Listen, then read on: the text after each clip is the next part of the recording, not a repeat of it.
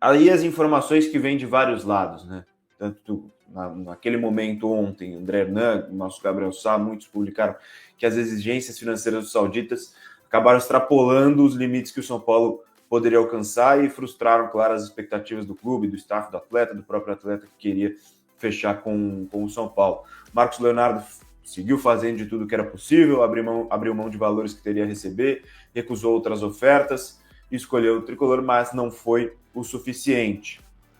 Aí o Éder Traschini do UOL publicou uma matéria no site detalhando o que aconteceu, como foi esse dia de reuniões, que começou das 8 da manhã para uma operação Marcos Leonardo que teve duração de 15 horas.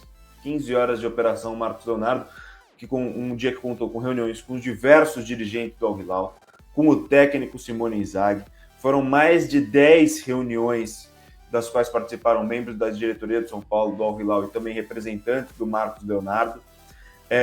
O Al Hilal argumentava que o São Paulo precisaria pagar alguma coisa pelo Marcos Leonardo, que fosse salário ou uma compensação pelo empréstimo, e o São Paulo, em diversos momentos, negava essa condição de pagar, argumentava que o time árabe já sabia da condição do tricolor nessa negociação e que não poderia desembolsar um valor considerável pelo empréstimo do Marcos Leonardo. O Marcos Leonardo tinha tanta vontade de acertar com o São Paulo que aceitou receber um salário que não colocaria nem entre os 10 mais bem pagos do elenco, e quando viu que o Al Hilal exigiu uma compensação pelo empréstimo, sugeriu que o São Paulo oferecesse a quantia como pagamento, a quantia que ele abriu mão como pagamento pelo empréstimo, mas o Al Hilal rejeitou também essa possibilidade. Uma montanha-russa de emoções, a gente viu quase um tempo real nas redes sociais, quase um tempo real aqui no Arquibancada Tricolor também, momentos de mais pessimismo, momentos de mais otimismo, e no fim não deu certo. Marcos Leonardo não será reforço do São Paulo Futebol Clube. JP, suas opiniões com tudo que teve a ver com essa negociação, né? Claro, com o engajamento do torcedor tricolor, com até mesmo as piadinhas que foram feitas, né? Até Lucas Moura, uma loja oficial de São Paulo, uma unidade de uma loja oficial de São Paulo também entrou na brincadeira. Essa cobertura em tempo real dessa negociação e toda a estratégia do São Paulo. O que você pensou, suas opiniões sobre essa negociação por Marcos Leonardo? Olha, Boni, o primeiro ponto não se negocia um jogador deste nível, com essa dificuldade, inclusive, que a gente já sabia que existiria, todo mundo sabia que a negociação seria muito difícil, não se negocia virtualmente com um jogador desse. Você precisa ter um dirigente negociando presencialmente. É lá na Arábia Saudita. Meu amigo, pega um avião e vai para Riad. Não tem jeito. Se você quer, de fato, se você quer trazer esse jogador, você quer trazer um atleta do nível do Marcos Leonardo, com a dificuldade que tem essa negociação com os árabes, não dá para você ficar fazendo reunião virtual do CT. Desculpa. Isso é o primeiro erro e, para mim, um dos principais, tá? Para mim, um dos principais erros do São Paulo, que não conseguiu trazer esse jogador, foi essa postura na negociação, de reuniões virtuais. Segundo ponto, não existe almoço grátis, e eu não sei aonde que o São Paulo esperava isso. Eu realmente não sei se o clube estava esperando, de fato, o Al Hilal falar, não, a gente paga o salário inteiro do Marcos Leonardo e ele joga aí. Cara, não existe isso.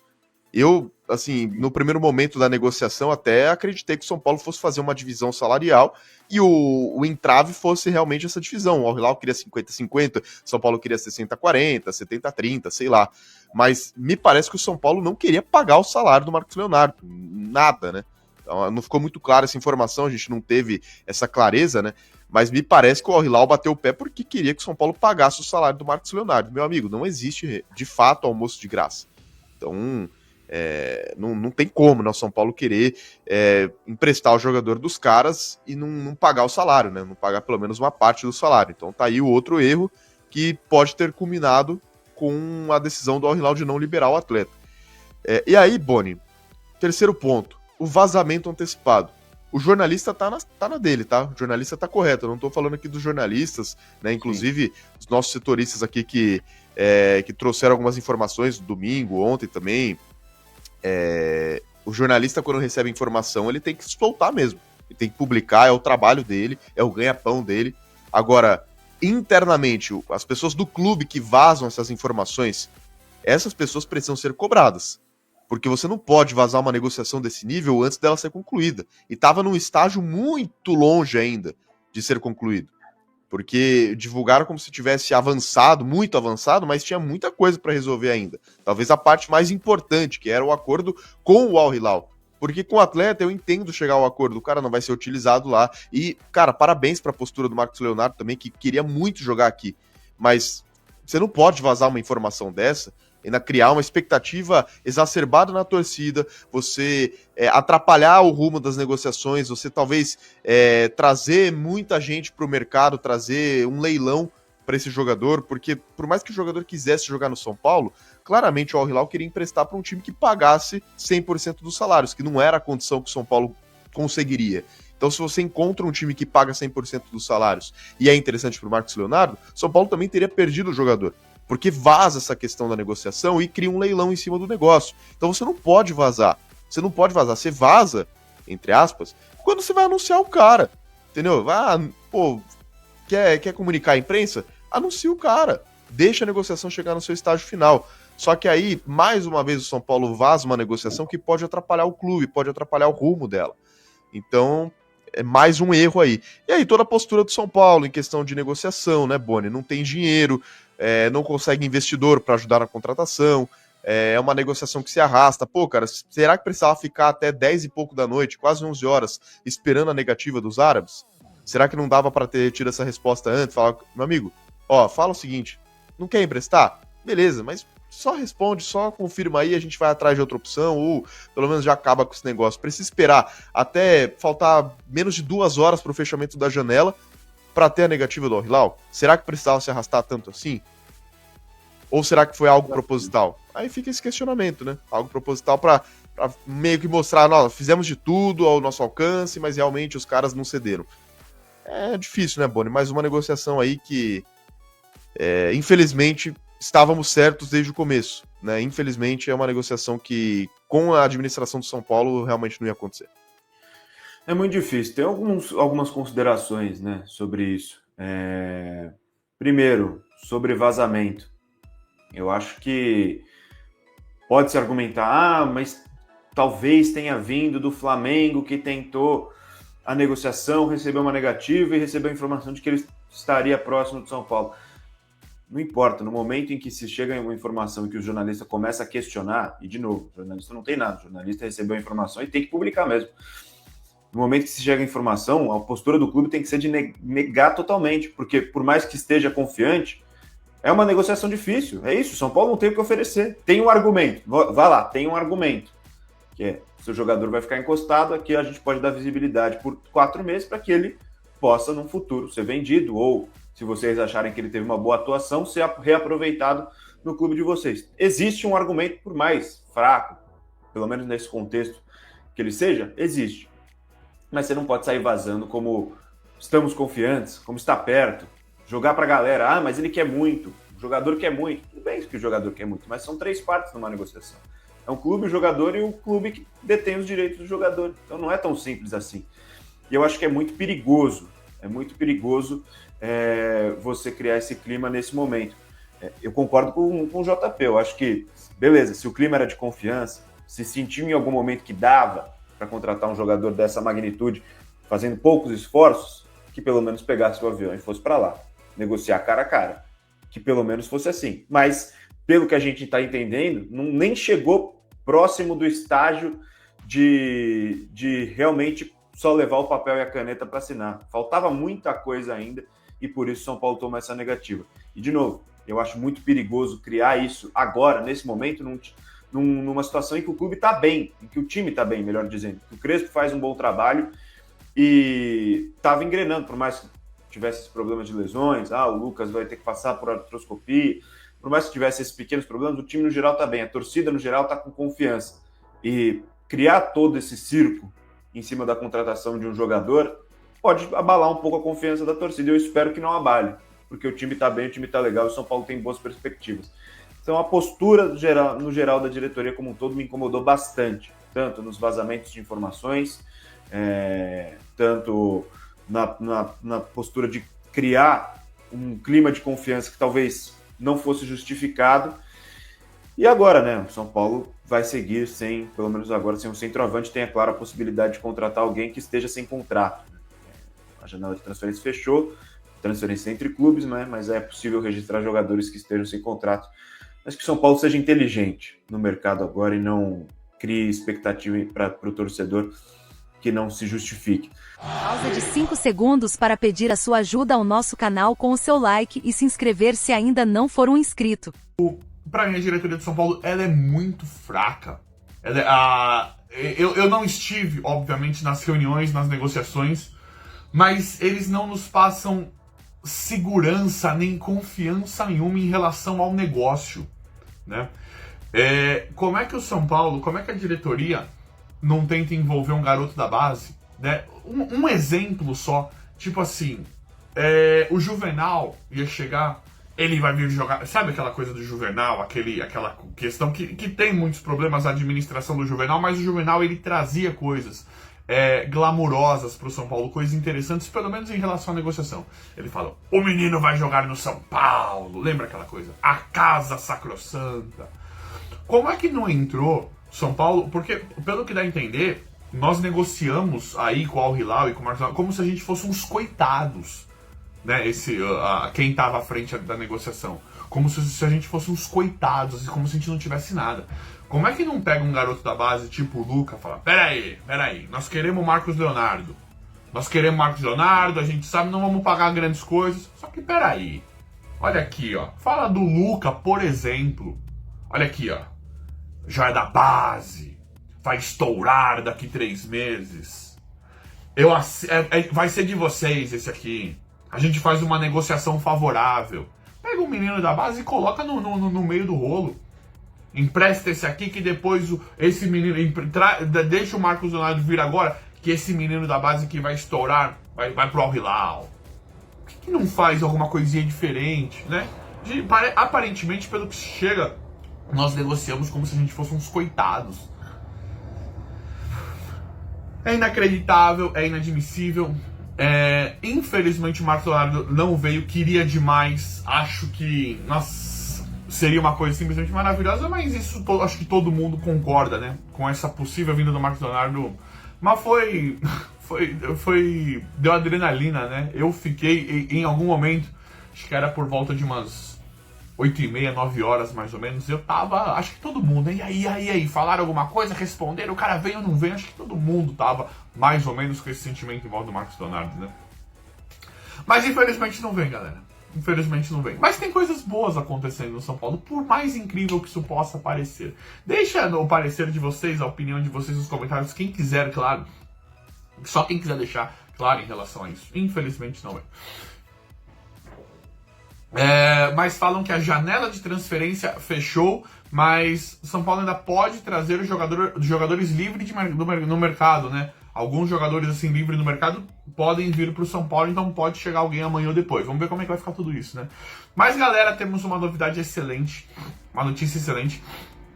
Patrick Lanza está sendo emprestado, né?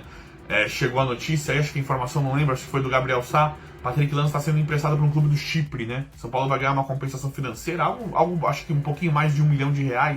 Uma compensação financeira e é ótimo, ótimo. É com muita dor que eu falo isso, mas é ótimo se livrar do Patrick Lanza. Um cara que você não tem no time. Se ele estiver no banco de reservas, ele atrapalha. Foi o que eu falei, colocasse o Tapia de lateral esquerdo, colocasse o Luciano Ferrarese. Que digo, você é louco, esse cara, o Tapia na lateral esquerdo, Luciano na lateral esquerdo, Bobadilha na lateral esquerdo. Concordo. Ferrarese na lateral esquerdo. Concordo. O Patrick Lanza também não é. Nada pode ser pior que o Patrick Lanza. Infelizmente, nada pode ser pior que o Patrick Lanza. Nada. Coloca qualquer um de lateral esquerdo. Então é muito ruim ter o Patrick Lanza no time de São Paulo. E eu acho excelente ele ir embora. Você não vai ter mais esse cara. Se de todo tiver problema com o Wendel e com o Enzo, sobe outro da base, qualquer outra coisa. Patrick Lanza, infelizmente, não dá mais. Então, pra mim, isso é uma notícia espetacular. Na composição de um elenco sério. Na composição de um time sério. Um time que agora vai brigar Libertadores. Então isso é espetacular. Um cara desse, ele infelizmente não pode fazer parte do time de São Paulo. Não pode fazer parte do elenco, do quadro de jogadores de São Paulo. Então eu tô muito feliz, esse Patrick Lanza não dá. Ele teve muitas oportunidades, tivemos toda a paciência do mundo com o Patrick Lanza. Antes, quando ele começou muito mal, nós tínhamos uma ideia que era falta de experiência, medo, nervosismo, uma série de questões em volta do Patrick Lanza. Hoje em dia a gente vê que não é. É medo, falta de experiência,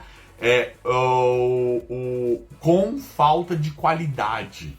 Os cruzamentos, assim, a gente foi contra o Cruzeiro, né? Essa última partida, a gente foi contra o Cruzeiro que ele jogou. É assustador, foi contra o Cruzeiro. Teve uma bola que ele tava longe do Fabrício Bruno. Ele vai cruzar, primeiro que ele não consegue erguer na área, né? Só vai rasteiro. Ele vai cruzar, a bola pega na cabeça do Fabrício Bruno. É um jogador assim, infelizmente, que não dá. Não tem a menor condição de se trabalhar com o Patrick Lanza. Então que vai embora. Que vai embora mesmo. Vai empréstimo por opção de compra. Espero nunca mais ver esse cara vestindo a camisa do São Paulo. É difícil eu falar isso aqui porque é um cara joia da base. É um cara que veio de Cotia. Ele não é joia nenhuma, né? Mas é um cara que veio de Cotia. Então, quando se trata de assuntos assim, é mais difícil de falar. Mas não dá mais. Infelizmente, não dá mais. Tchau, Patrick Lanza. Tomara que dê certo na vida, na carreira. Torço. Mas no São Paulo não dá mais. E galera, acabou de assinar. Emiliano Rigoni é o novo reforço do São Paulo. Galera, e aí, vocês gostaram ou não? Deixa nos comentários quem quiser também em relação a isso. Emiliano Rigoni é o novo reforço do São Paulo. Gostei bastante da contratação. Acho que a chegada do Rigoni foi ofuscada por toda essa vontade de ter o Marcos Leonardo, por tudo isso que poderia acontecer em relação ao Marcos Leonardo. Marcos Leonardo, um jogador melhor que o Rigoni, principalmente hoje em dia. Né, o momento que vive o Marcos Leonardo e o momento que vive o Rigoni, acho que não dá nem para comparar o Marcos Leonardo com o Rigoni, mas o Marcos Leonardo também não é normal, né? É um jogador muito acima hoje no mercado, no cenário do futebol mundial. O Marcos Leonardo hoje ele é um dos caras das estrelas, né? A gente fala de Marcos Leonardo, João Pedro, os grandes nomes que estão aí do futebol brasileiro, né? Espalhados pelo redor do mundo. Então eu acho injusto. É claro que não dá pra comparar o Rigoni com o Marcos Leonardo. Óbvio que o Marcos Leonardo é muito melhor, principalmente hoje. Mas eu gostei da contratação do Rigoni. Acho que uma possível vinda do Marcos Leonardo ofuscou toda essa boa contratação que o São Paulo fez. São Paulo traz o Rigoni, né? Vai pagar o salário aí, falando que ele tá aceitando diminuir o salário. Eu adorei a contratação do Rigoni, gente, pelo contexto do São Paulo. Por esse contexto, né, de sempre negociar como se fosse ninguém. E dos jogadores que estavam ali, né? A gente vê Diego Costa oferecido, Lautaro Dias foi atrás de... Marcelo Rian, aquele do futebol japonês? Marcelo Rian, Pedro Rocha.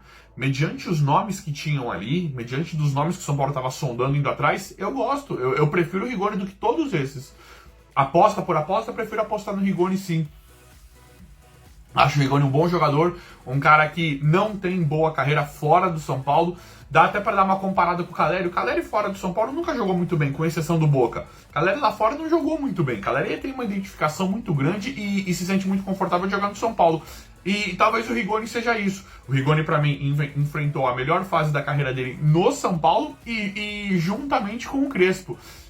E o Rigoni, ele é exatamente o perfil do que nós estamos ouvindo do Crespo querer. Né? É um centroavante, não é um centroavante pivô, um centroavante de cabeceio, brigando, jogando de costas pro gol. É um centroavante que joga de frente pro gol, né? Acho que o Rigoni vai entrar como se fosse o Tapia. O Tapia entra, e eu prefiro, acho que hoje, o Rigoni do que o Tapia até mesmo, pelo que eu vi do Rigoni, né?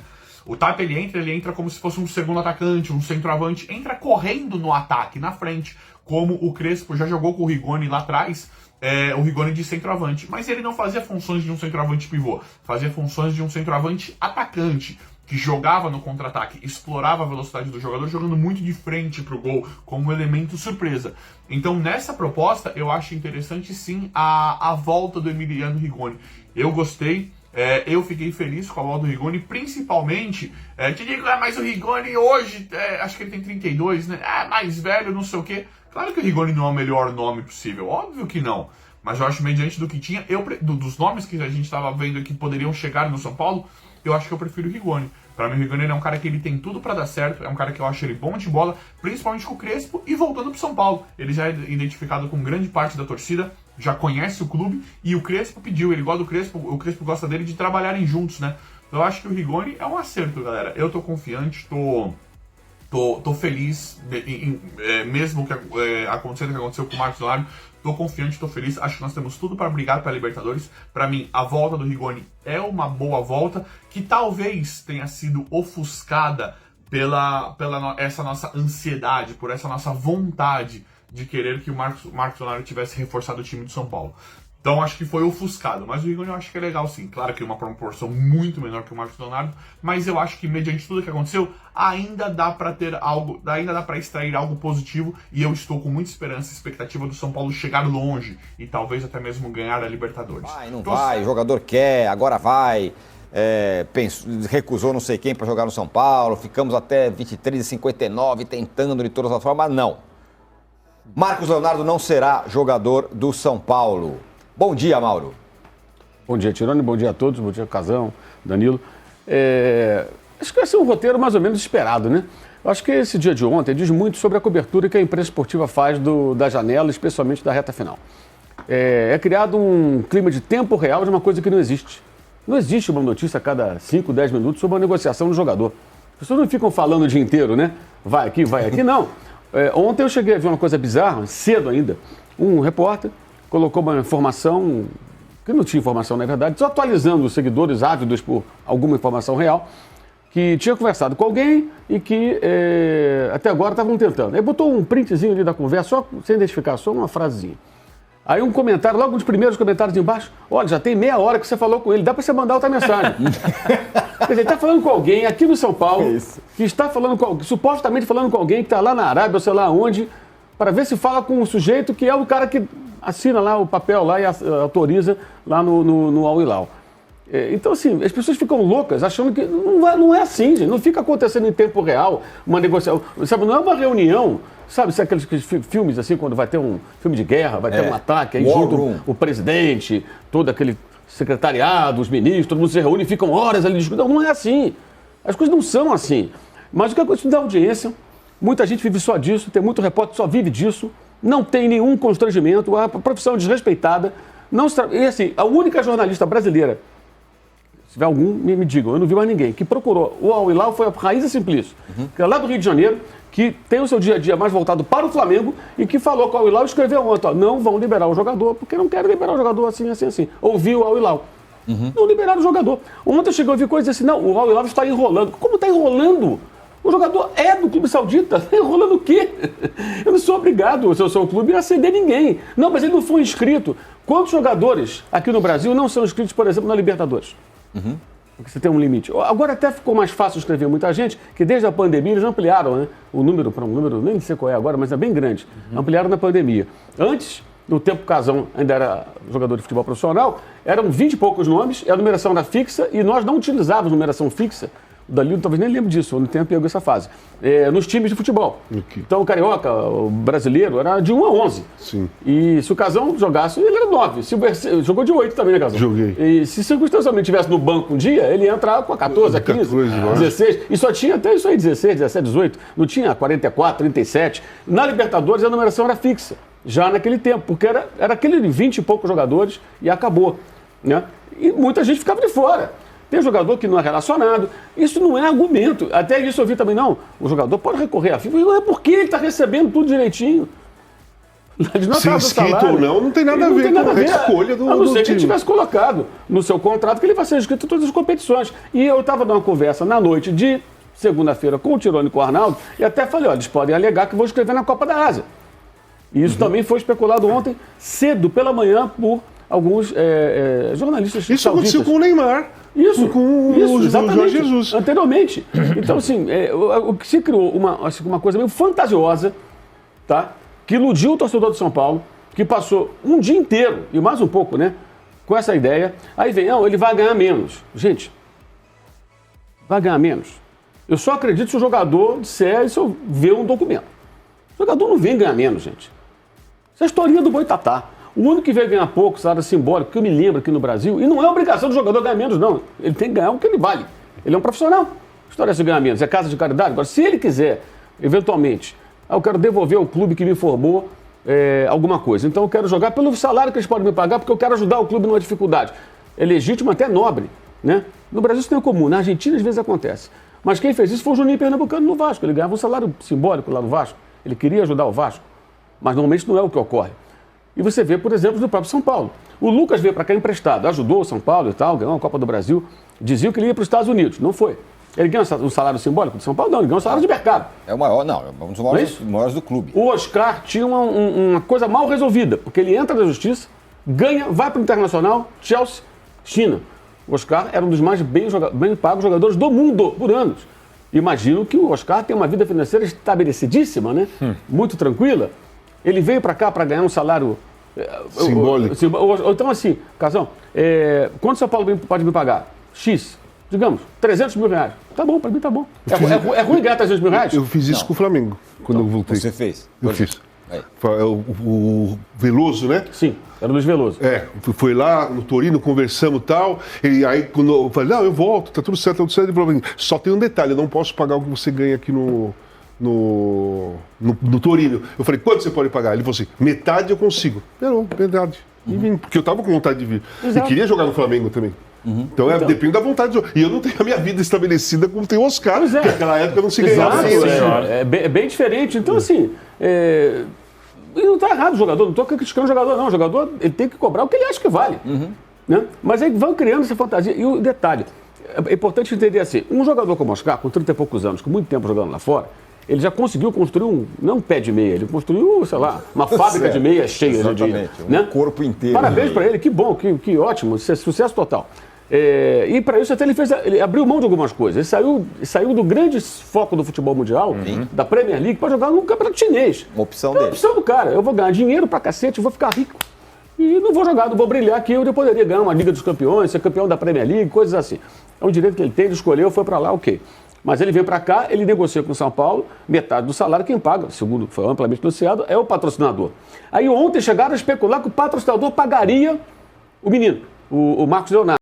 Recentemente, vários jogadores da base foram incorporados ao elenco principal, como Mike e Luca, dentre outros. Em virtude disso, o São Paulo foi ao mercado visando reforçar os elencos do Sub-17 e Sub-1. Dos últimos jogadores a serem transferidos para o tricolor foi o equatoriano Didier Nazareno, ex-Emelec. O jogador chegou a ser convocado para a seleção equatoriana Sub-17 em 2024. Mas acabou ficando fora da lista de inscritos no Sul-Americano Sub-17 deste ano. Com a negociação mal sucedida por Marcos Leonardo, a torcida são paulina voltou suas esperanças para Paco Alcácer, um atacante espanhol disponível no mercado. Os torcedores estão utilizando as redes sociais para apoiar a contratação de Alcácer, que poderia ser uma opção valiosa para reforçar o setor ofensivo da equipe. Paco Alcácer possui um currículo marcante, com passagens por renomados clubes da Europa, incluindo Barcelona, Vila Real, Dortmund e Valência. O tricolor ainda tem uma janela de oportunidade. Jogadores sem contrato podem ser registrados até o dia 12, o que mantém Paco Alcácer como uma opção relevante para reforçar a equipe antes que esse prazo se esgote. A pressão da torcida sobre a diretoria é crescente, e caberá a ela decidir rapidamente sobre a possível aquisição de um atacante com experiência. E aí, torcedor, você também aprova a contratação de Paco Alcácer para o elenco são paulino? Deixe a sua opinião abaixo nos comentários para que a diretoria saiba o que pensa o torcedor.